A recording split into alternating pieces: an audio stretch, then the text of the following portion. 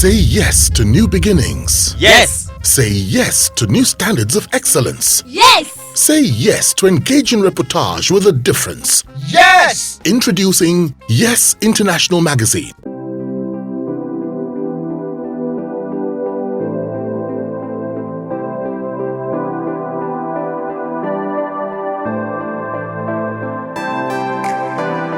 What is your candid, sincere, and frank assessment of the 2023 presidential election? Okay, I think my answer should be predictable. You've asked for my candid opinion. Yes, my sir. opinion is that the election was massively rigged. Okay. Elections have always been rigged in Nigeria and different parts of the world. Even Donald Trump is still complaining in America that it was rigged out of the election that brought in President Joe Biden. So you might say, okay, what's the big deal? The big deal is that this time around, the process was not followed. Okay. The rules laid down by our laws, the laws of Nigeria, and the laws that empowered INEC to conduct elections. So that process was not followed. Okay. They were so much in a hurry, it was like someone had a cane at the back of a professor, Mahmoud Yakubu, and flogging him. You are running late. You have to do it quick. And so in the dead of the night, they declared the winner. Our problem is not about who was declared. Our problem is about the process.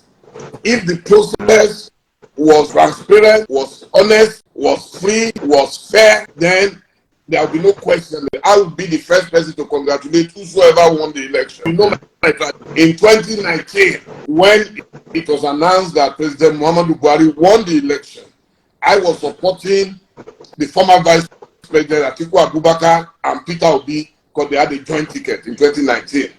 I was the first to tweet that the candidate I was supporting, Atiku Abubakar, should congratulate Muhammadu Buhari. That is because there was a process, even if the process was not perfect. So I gave room to some of the imperfections. I allowed that there will always be imperfection in our lives. Nobody is a saint, nobody is perfect. But a situation where you deliberately and skillfully ignore your own process, and it's like you are walking straight in front from answer to question instead of question to answer. It was like there was already a script, and this script was being played out, and I could predict before I went to bed that before I wake up in the morning, Professor Mahmoud Yakubu was going to declare a winner by hook or by crook, and it came to pass without me being a prophet. Until today, no jubilation in the land, except for a few people who feel, well, maybe the winner is my friend, maybe I stand to benefit something from the winner. I'm not one of such. So even if I'm the lone voice, my problem with the election is that the process. So it has not. So you have to differentiate between process and the winner. Everybody is talking about the winner, but we are talking about the process, and that's why we are in court. You can see that Atiku Abubakar has not declared himself president. He knows that he won the election, but he's a man who believes in the rule of law, and he has decided that the only person or the only institution that can declare what happened, what went right, what went wrong, is the law court, and that is why we are in court. We're not there to go and say, I am this, I am that. We are in court because the rule of law was jettisoned, it was murdered, and therefore the election is null and void. Thank you.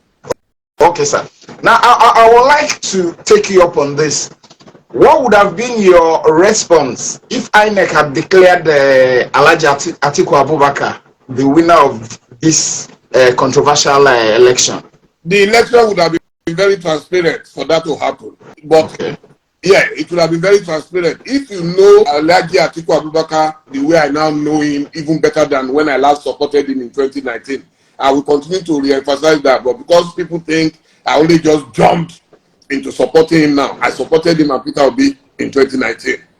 So he prepared for the election. He worked assiduously for the election. What he did not prepare for was rigging. You will not hear that in any of our strong bases that a thug came out to stop anybody from voting. You will not hear that in any of Atiku Abubakar's bases that ballot papers were set ablaze, were burnt to ashes. You will not hear it.